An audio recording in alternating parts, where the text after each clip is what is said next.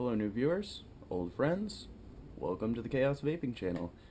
Today I've got for you a review of the HCigar Kayfun clone.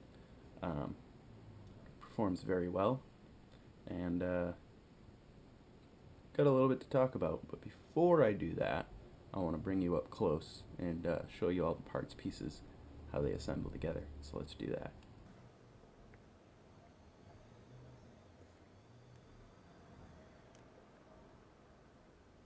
Alright guys, I will try and make this a nice quick up close look at the Kayfun rebuildable atomizer clone. I have it all disassembled here so I can go through all the parts individually. This kit also came with a plastic midsection. I'll get to that later on. A small little screwdriver which has both a blade and a Phillips head on it. And oh, it came with silica and it looked super tiny, so I'm guessing like 32 gauge Canthal pre-wrapped coil, which of course I threw away immediately. So I'm not going to do a coil build video or segment for this video. What I will show you as far as coil building goes, this particular one had a really cool little hole drilled in the side of each post on the deck. So instead of wrapping it around the top like most of the clones, and I think the actual Kayfuns, they had little inserts, so it's kind of nice. So yeah, this is your build deck. You have a hole here which houses a screw for adjustable airflow. The actual hole for the airflow to come in. So basically that screw moves in and out of the shaft and blocks the air from traveling down this hole. Use hole, that's a better word. And then this is your fill hole, which on this particular rebuildable, it doesn't work. There's a small screw in there that takes an Allen, and I took it out, and then I tried filling it that way, but it doesn't seem to work.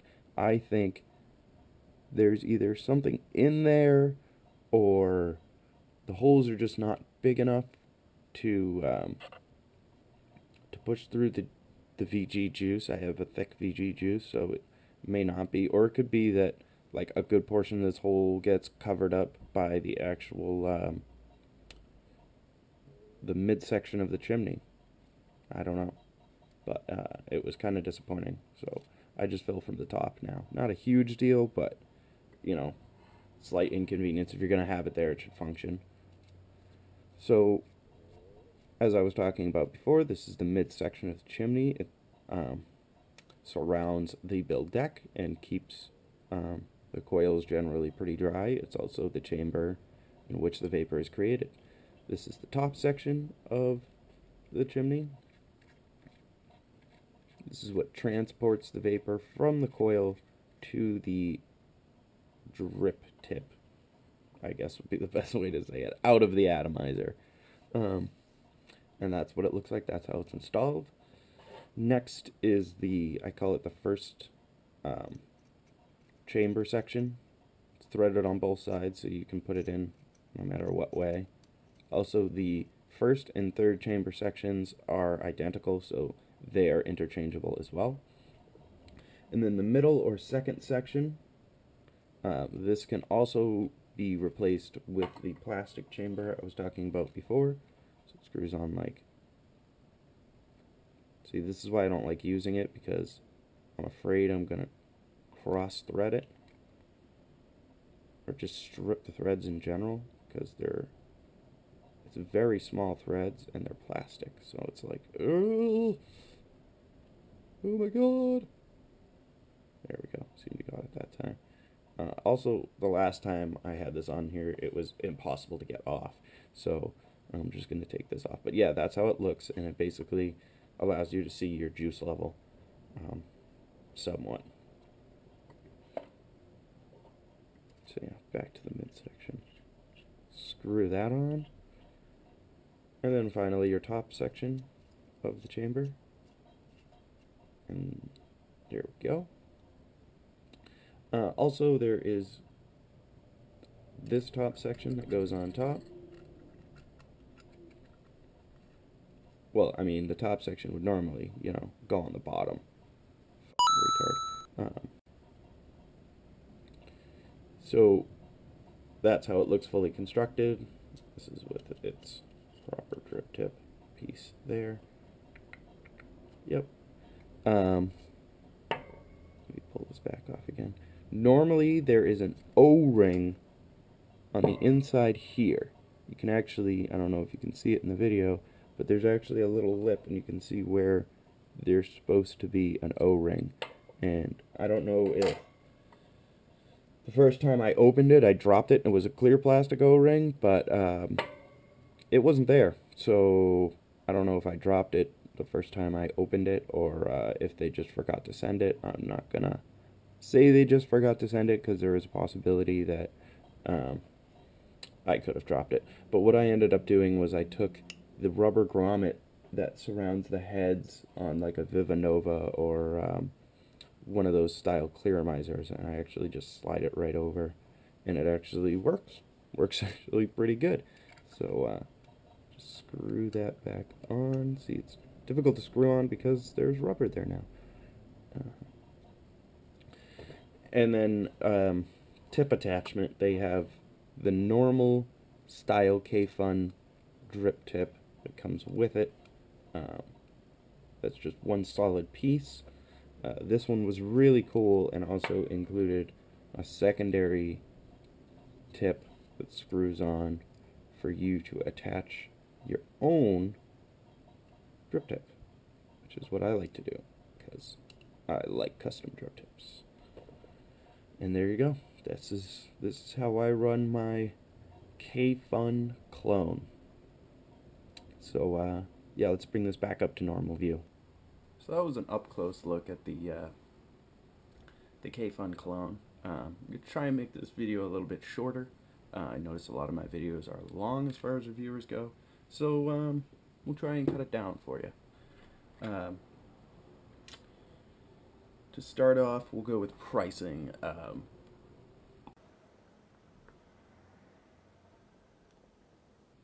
I paid in the $35 range for both of mine, so together I got two for about $70, somewhere around there, not including shipping and all that jazz. Bought them from two separate vendors on eBay because the first one I purchased didn't have all the parts and pieces it was supposed to have, so thank God I only bought one. But that is something you need to check. Make sure that it is an authentic HCigar clone. That sounds so weird saying authentic clone because they're not authentic. But there are some less than desirable chrome ones floating around. They only come with a plastic section. They also come in an off-brand boxing, so watch out for that. The plastic section breaks very easily. Mine broke within a week, so now I've turned it into a dripper, and I use it that way, and it actually works better.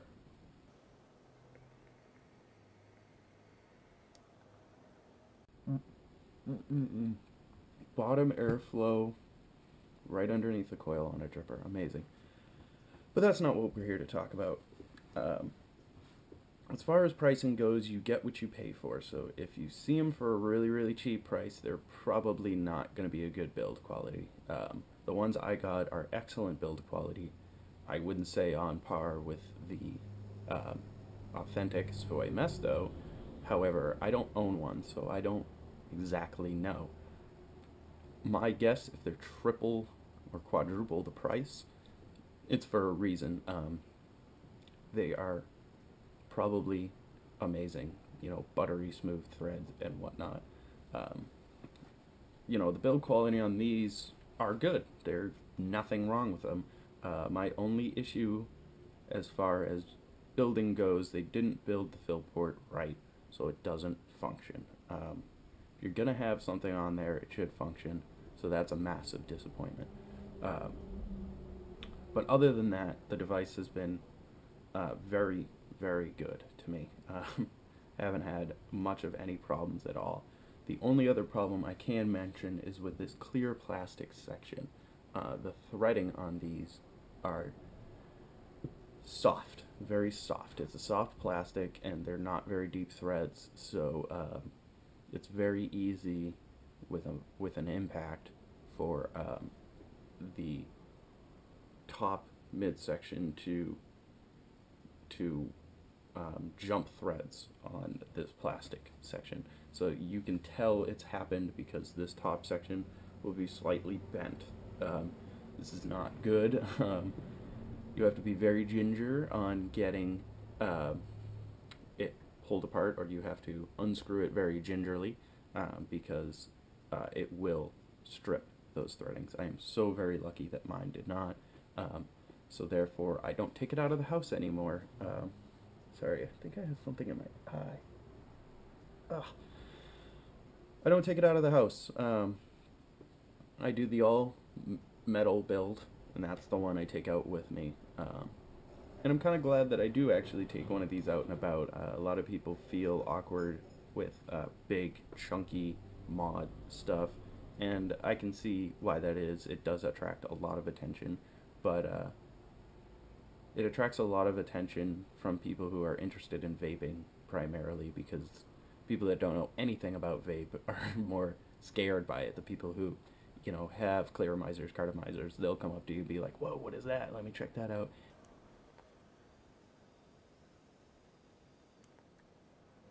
Sorry, I had to take two. And they're usually very impressed. If I do let them try it, they're like, oh my gosh, where can I get one of these? And, you know, they're very intrigued by it. You know, the quality of the vape is so much better that it really draws it in. And, you know, that is what the real question boils down to. Is it a $35 vape? I think it is. I mean, it surely tastes like a $35 vape. And that's the other thing. I can't afford a $120 atomizer. I can't afford a $120 mod, never mind an atomizer. So for me to put a $120 atomizer on my MVP seems a little funky. But other people do it, so I mean, I guess it works. I guess it's just some neuroses I have in my head or something. Well, like I said, I got two clones for half the price of an authentic, and I don't think I'm missing anything, to be honest. I mean, I change my tanks so frequently. Even now, shooting this video, I want to reach for a different mod and different vape experience. Wow. But yeah, so I'd say it's all on how much money you have to spend. If $120 is within the money you have set aside for vaping, then man, go with the authentic. I'm sure it's amazing. I mean, everyone gushes about how good they are, and there isn't a whole lot of reviews on clones out there, so I can't imagine anyone is superly impressed by it. I do clone reviews because there are a lot of people out there like me that can afford authentic product, and if you are trying to save money, I would say the HCigar clone does the best job out of all the clones I've bought so far, so definitely give it a shot. I feel like I'm going to ramble if I continue to talk on, not that I haven't already rambled, but thanks for watching, guys. Don't forget to subscribe below. May your wicks be moist, may your tanks be full, may your hearts be warm. Later.